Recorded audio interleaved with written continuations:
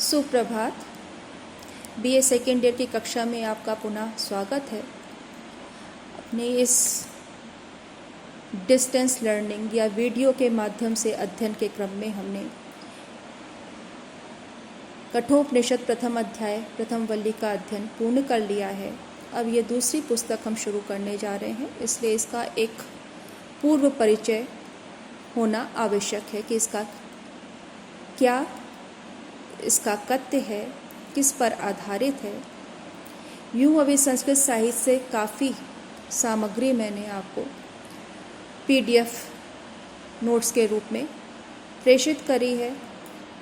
विश्वास करती हूँ कि आपने उसका अध्ययन किया होगा, और अध्ययन किया होगा तो निश्चय ही आपको, जो संस्कृत के छात्र हैं उनको पता है कि कादम्बरी महाकवि बाण की रचना है, और इसके कारण संस्कृत साहित्य में गद्य काव्य का जो विकास हमें देखने को मिलता है, जिसकी एक सुदृढ़ परंपरा हमारे सामने आज दिखाई पड़ती है, तो उस विधा को विकसित करने का श्रेय महाकवि बाण को जाता है। इस संदर्भ में आपने काफ़ी कुछ अध्ययन कर रखा है, उन नोट्स के माध्यम से भी आपको काफ़ी जानकारी मिल जाएगी। शुकनासोपदेश स्वतंत्र पुस्तक ना होकर बाण की कादम्बरी का एक अंश है।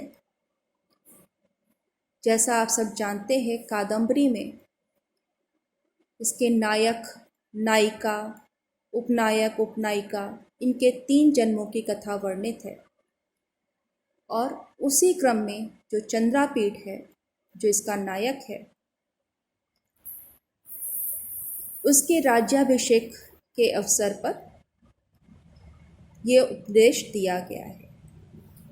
इस कथा का जो स्रोत है, जहाँ से कथा ली गई है, ये माना जाता है कि वो गुणाढ्य वृहत कथा से ली गई है। सोमदेव की कथा सरित सागर से ली गई है, और उसका ये मूल गुणाढ्य की वृहत कथा को माना जाता है।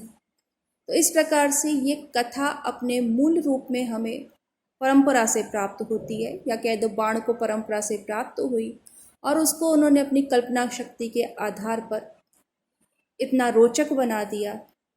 वर्णन शैली की जो उसके अंदर हमें उदात्तता दिखाई पड़ती है, एक परिनिष्ठित गद्य का जो रूप दिखाई पड़ता है, और उपन्यास के जो आधारभूत तत्व हैं, उसके संदर्भ में हम देखें तो ये आधुनिक उपन्यास विधा के निकट है, या कह दो कि उसी के उसका विकास हुआ, उसी रूप में हमें इसको ग्रहण करना चाहिए, जहाँ काल्पनिक चरित्र को इतना अधिक महत्व प्राप्त होता है।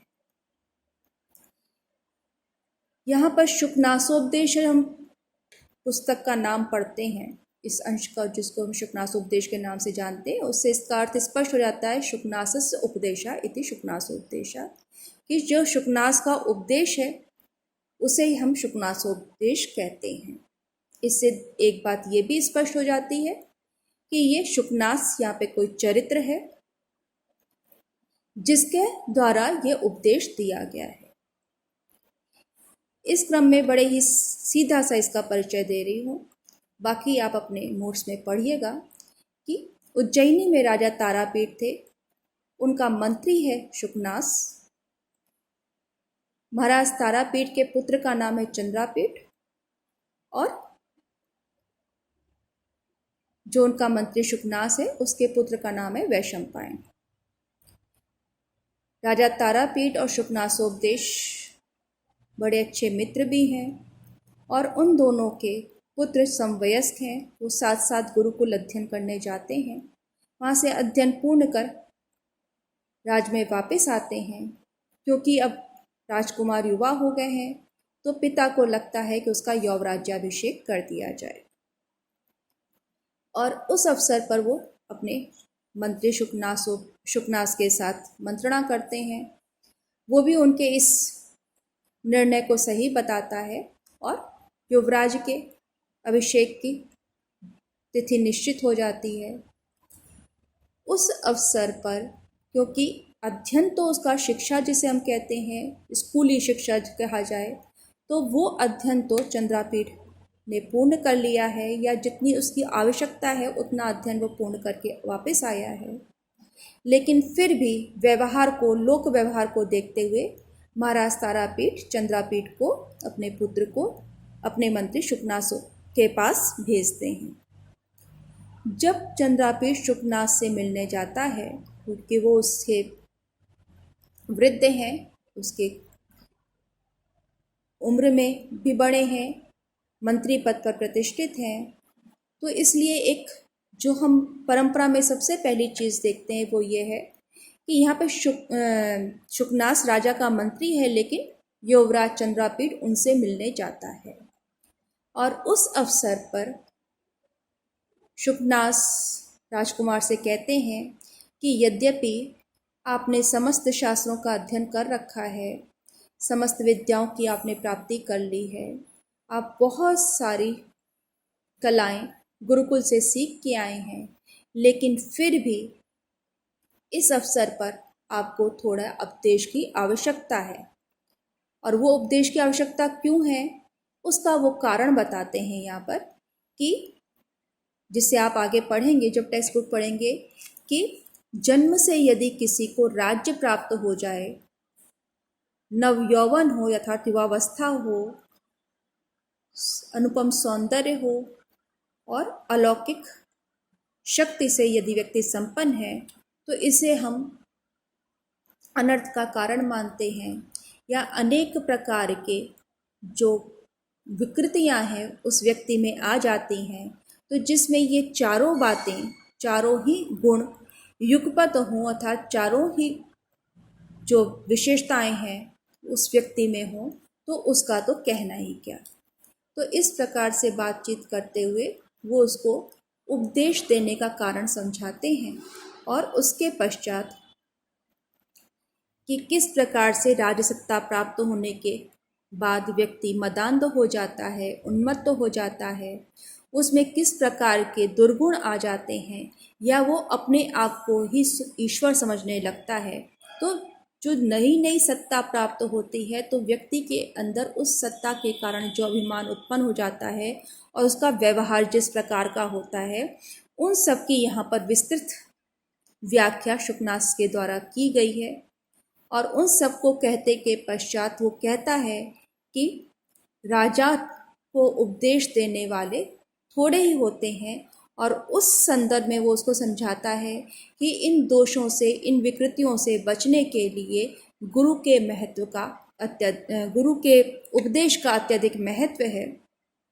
और इसलिए मैं आपको ये यहाँ पर कुछ कहने जा रहा हूँ, जिसके द्वारा मुझे विश्वास है कि आप जब राजनीति में प्रवेश करेंगे, अर्थात पद पर आरूढ़ होंगे, यौवराज्याभिषेक का, युवराज पद पर अभिषिक्त होने का अर्थ ही है कि अब सत्ता को संभालने के लिए या सत्ता की बागडोर युवराज के हाथ में जा रही है। तो इस तरह से आप उन विकृतियों से आप बचे रहेंगे, उन दोषों से अपने को बचाए रखेंगे, और तटस्थ होकर अपने पिता के समान अपने गुणों का विकास करते हुए इस राज्य की सीमा का विस्तार करेंगे। और जो स्वभाव में विनम्रता बनी रहनी चाहिए, वो आपके स्वभाव में बनी रहेगी। इसमें पूरा जो है किस प्रकार से लक्ष्मी के दोष गिनाए गए हैं, उस पर एक अलग क्वेश्चन बनता है। गुरु के उपदेश का क्या महत्व है, उस पर एक अलग क्वेश्चन बनता है। और इसी तरह से जो विकृतियां मनुष्य में सत्ता प्राप्त होने पर आती हैं, स्वाभाविक रूप से आ जाती हैं, उसको पता नहीं लगता है, उसका बड़ा ही स्वाभाविक वर्णन हमें इस पुस्तक में देखने को मिलता है। तो इस दृष्टि से हम कह सकते हैं कि ये कथा तो कही गई है, शुकनाथ के द्वारा जो भी उपदेश दिए गए हैं वो राजकुमार को बताए गए हैं, लेकिन आज के संदर्भ में भी यदि हम देखें तो उनका उतना ही महत्व है। किस प्रकार से हमें अपनी कमजोरियों से बचना चाहिए, किस प्रकार से हमें अपने अंदर अनैतिकता का ध्यान रखना चाहिए कि वो हमारे अंदर किसी प्रकार से कुत्सित विचार ना आ जाएं, हम किसी का अहित ना करें, हम किसी को पीड़ा ना दें। इन सब बातों का हम तभी ध्यान रख सकते हैं जब हमारा मन स्वच्छ होगा, हमारे अंदर जो नीति की बातें हैं, नीति के जो उपदेश हैं, जो हमारा विवेक बुद्धि है, वो इतनी जागृत है कि हम उन सब बातों को समझ सकें और तटस्थ रहकर निर्णय ले सकें। अस्तु, अब इसके पश्चात हम अपनी टेक्स्ट बुक शुरू करेंगे। छोटी सी किताब है। इसके साथ आपको ये ध्यान में रख लेना चाहिए, एक बात जो जानने की आवश्यक है कि इसमें पांचाली रीति है।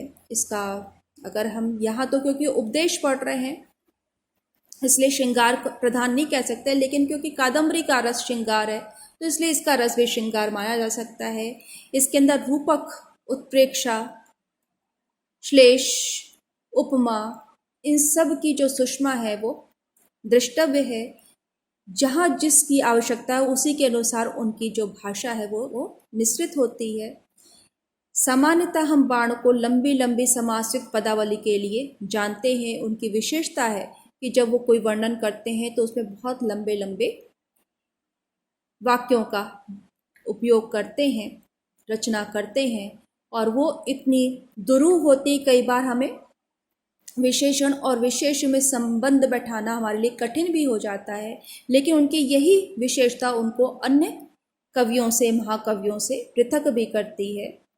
इसीलिए कहा भी गया है बाणोच्छिष्टम जगत सर्वम, या कहते हैं। तो यहाँ पर जब हम बात करते हैं शुकनासोपदेश की तो उसके विपरीत हमें यहाँ पर बड़े ही छोटे छोटे वाक्य मिलते हैं। उन छोटे छोटे वाक्यों के माध्यम से सरल भाषा का प्रयोग करते हुए गूढ़ अर्थ की अभिव्यंजना उन्होंने करी है, जिसे हम कह सकते हैं कि गागर में सागर भरने का कार्य किया है। वो छोटे छोटे वाक्य 2-3 शब्द के, 4 शब्द के, लेकिन अर्थ की दृष्टि से उनका अत्यधिक महत्व है। और इस रूप में हमें इस बात का ध्यान रखना है कि जब हम इस ग्रंथ का अध्ययन करें तो उसके प्रत्येक पद की जो सार्थकता है उसका वहाँ पे निरर्थक प्रयोग नहीं है। तो हम कह सकते हैं कई बार ये सूत्र भाषा का या सूत्र शैली का ये अनुसरण करती है। अब कल से हम इसके अंदर दूसरे टेक्स्ट बुक का अध्ययन शुरू करेंगे, तो जिसका साथ साथ मैं आपको सामग्री भी देती जाऊंगी ताकि आप साथ साथ उसको पढ़ते रहें, और साथ साथ पढ़ने का परिणाम होगा कि आपका कोर्स, आपका सिलेबस तैयार होता जाएगा। आज के लिए इतना पर्याप्त है। कल से हम टेक्स्ट बुक का अध्ययन करेंगे।